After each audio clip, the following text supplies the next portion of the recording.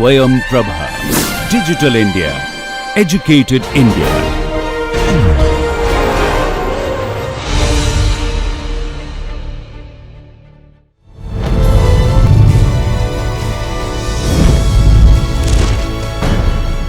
Yogah Karmasu Kaushalam.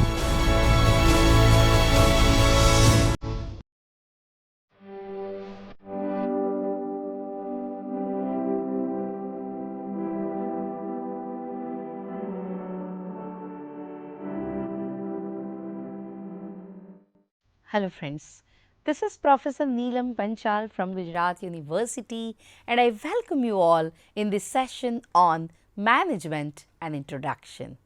Friends, every organization uses 4 kinds of resources, that is human, financial, physical and information. And management is all about achieving organizational goals using these resources very effectively. So, the people who perform these functions are known as managers. Collectively, it is called management. So, the significance of management can be well realized by the imagining the situation in which the organization has all the resources that it requires, but no management. So, in such a case, there will be a waste of resources and confusion as nobody would know what to do.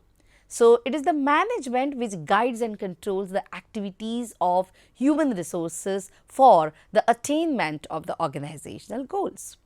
Thus, management is the course of getting things done to reach the goals effectively and efficiently. Let me explain you the objectives of the session. The objectives of these sessions are to give you an idea about what is the management, to know the basic nature of management, to get the knowledge of the complete importance of management, to understand the difference between the management and administration and to learn about the application of the management principles. Let us start by understanding the process of management in detail. Friends, as we already told, management is getting things done through the others. It means that the primary functions or the activities that the management perform to get things done, and these functions includes planning, organizing, staffing, directing and controlling. So, let us try to understand one by one. First is planning. What is planning according to you? Can you think over? According to Henry Fayol, planning means to assess the future and make provisions for it. It is a psychological process to determine the strategy and achieve the chosen result. It involves deciding in advance what to do, when to do it, where to do it and how the outcomes are to be assessed. So, in other words, it involves defining an organization's objectives, establishing a strategy for achieving the objectives and planning to incorporate and organize activities. So, it ties the gap between where we are today and where we want to go. Secondly, organizing. So, organizing is the management function of assigning the duties, grouping the tasks, establishing the reporting relationships and allocating the resources required to carry out a specific plan. It determines what activities and the resources are required and it chooses who will do a particular job, where it will be done and when it will be done. Thirdly, staffing. It essentially means finding the correct people for the right job. These functions of management involve the activities such as recruitment, selection, placement and training of personnel. It is also known as the human resource function because it is talking about identifying the right people and putting them at the right time at the right place. Next is directing.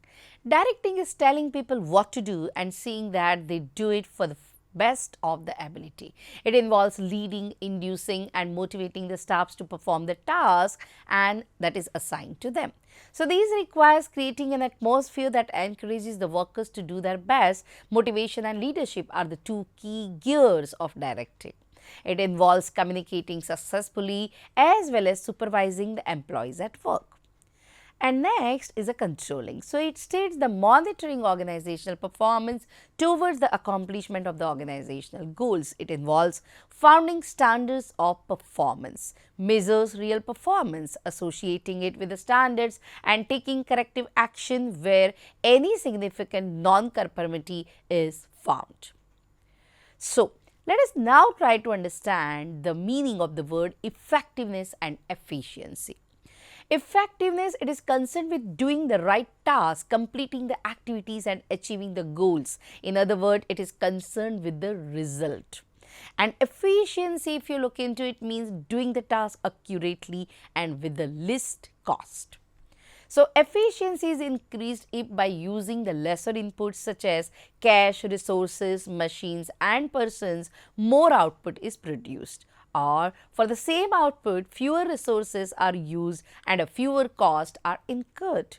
So, these terms effectiveness and efficiencies are distinct, but they are correlated. So, for management it is significant to be both effective and efficient. Management must see that the tasks are finished and the goals are achieved and with a minimum amount of resources at the least cost. So, there are two sides of the coin. Let us look into what are the characteristics or the features of the management. So, the striking features of the management are: number 1, goal oriented process. An organization has a set of goals to achieve, for example, to earn a 15% return on investment, to gain the revenue by 20%. So, management hitches the efforts of the different persons in the organization toward achieving these goals. Secondly, group activity. An organization is a group of different people who work together with a unity and coordination to achieve the goals of the organization. This focuses on a team rather than the personnel, and management as a team can contribute more effectively and efficiently than a discrete entity. Third is intangible force. So, it cannot be seen, but its presence can be felt when the goals are achieved according to the plans. So, workers are happy and satisfied and there is orderliness instead of chaos. Next is management is all pervasive. So, managerial activities are performed in all the types of organizations, in all the departments and at all the levels. Management is essential for all the organizations, big or small, profit or non-profiting, service or manufacturing and so on. A government, a hockey team, a hotel or a college, all must have a management. Next is management is a multidimensional as it involves the administration of the work, group of the people and the operations. Management of work, where the management converts the work to be done in terms of the objectives to be achieved and appoints the means to achieve it. Now, this is done in terms of the problems to be resolved, conclusions to be made, plans to be institutions and budgets to be prepared, obligations to be assigned and the authority to be assigned. Secondly, management of the people. So, management of the people has the two dimensions: dealing with employees as individuals with the diverse needs and the behavior, and dealing with the employees as a group of people. Management of operations, it means running the production process of converting input material and equipment into the anticipated output for the utilization. This is concerned with the management of the job and the management of individuals. Next is management is a continuous process. So, the management process is a series of the continuous, composite but separate functions called planning, organizing, directing, staffing and controlling. So, these roles are together carried out by all the managers all the time. Next is management is a vibrant function as it adjusts itself to altering the surroundings. So, to be successful, an organization must change itself and its goals corresponding to the needs of the conditions, which consist of technological, political factors, economic, social and legal. For example, Domino's, the fast food giant, made major changes in its large menu and tailored it to the sentiment of the market. For example, it offers veg pizza only in Gujarat. So, now let us try to look into what are the objectives of the management. So, the goals of the management can be classified into social objectives, organizational objectives and personal or individual objectives. Management must achieve all these objectives because management has to achieve all these objectives in the efficient and effective way. Let us look into social objectives. This means the creation of the advantages or economic value for the civilization. This includes using ecologically friendly methods of the manufacturing, providing basic amenities like the schools and a day nursery to employees, giving work opportunities to the deprived sections of the civilization. Secondly, organizational or the economic objectives. So, the key objective of any organization should be to utilize the human and material resources to the highest possible benefit, that is to fulfill the economic objective of the company. So, these are survival, profitability and a growth.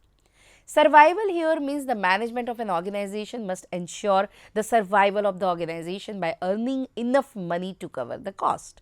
Profit here means management must ensure that the organization make the profit, which is an incentive for the successful operation of the enterprise.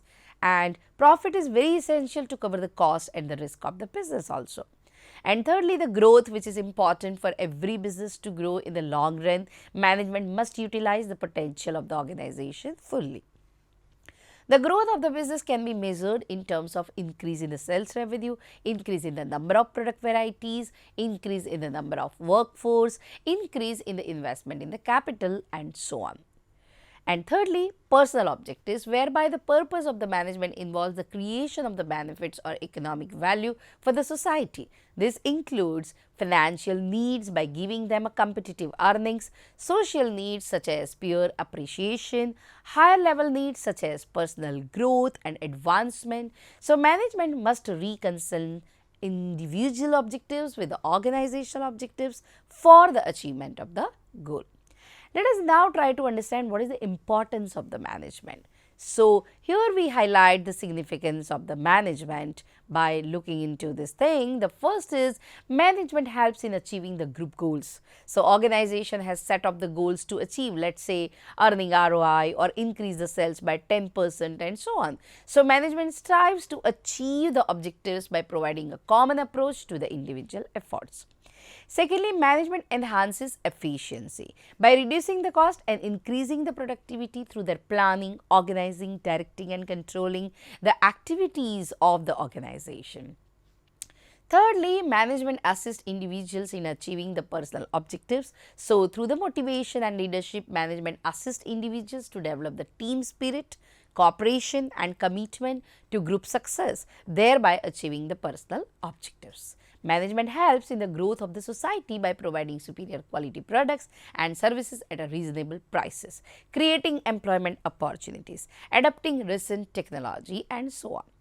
Next is management creates a dynamic organization. So, in order to be successful, an organization must change itself and its goals according to the needs of the environment. However, people in the organization tend to resist the change, as it is often means moving from a familiar, secure environment into a newer and a more challenging environment.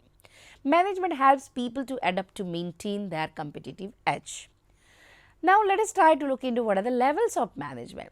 So, friends, every individual in the organization's hierarchy is responsible for the successful completion of a specific task. So, to be able to fulfill that task and the obligation, he is assigned the authority or the right to make the decision. Now, these authority-responsibility relationship binds the individuals as a superior and subordinates. So, it creates a rise to the various levels of the management in the organization. There are 3 levels of the management within the organization, and managers at these levels have different roles to perform for the organization. First is a top management. So, top management consists of the senior most executives of the organization and their team. The shareholders are accountable for the performance of the organization. Functions includes to outline the objectives and strategies for the achievement, to coordinate the activities of the different departments according to the organization objectives, to ensure the welfare and survival of the organization, to analyze the business world and its interferences for the survival of the company, to be accountable for all the activities of the company and for its impact on the people.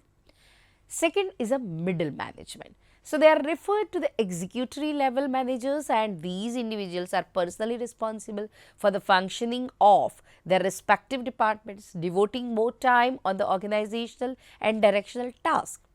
So, functions include executing the plans of the organization in achieving the objectives, also It also summarizes as making sure that you execute the plan well of the organization and in accordance with the policies and the directives laid down from the top management level. Forming the plans for the subunits and training processes of the lower level management, participating in the hiring and training of the lower level managers, interpreting and explaining the policies from the top level management to the lower level management, sending the information and data to the top management in a well-timed and efficient manner, evaluating the performance of the junior managers. Okay, so these are the middle level management tasks. Now, the third is a lower level management. So, it also refers to the operational or supervisor management. So, foremen and the supervisors, they are involved in the operational management. Now, the functions of the lower level management include supervising, directly overseeing the efforts of the workplace, and their authorization and obligations are limited according to the plans created by the top management. Supervisory management interacts with the actual workforce and passes on the instructions of the middle level management to the workers. Through their efforts, quality of the output is maintained, wastage of material is minimized, and safety standards are also maintained.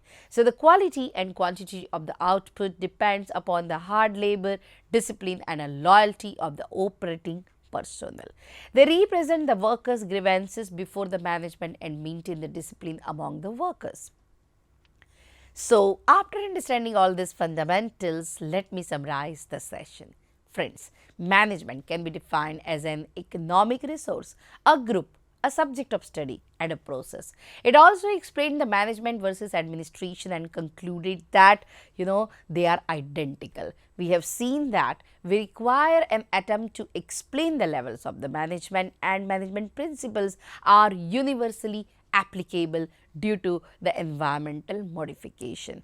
If you want to be best manager, you need to understand the fundamentals, you need to understand the principles, and you need to understand the functioning of the management. So, I hope you are clear with what is the basics of the management over here, and we have seen that the management is getting things done through others with the effectiveness and efficiently. So, I hope you would be the best manager. I hope you have learned the fundamentals, and I hope you like the session.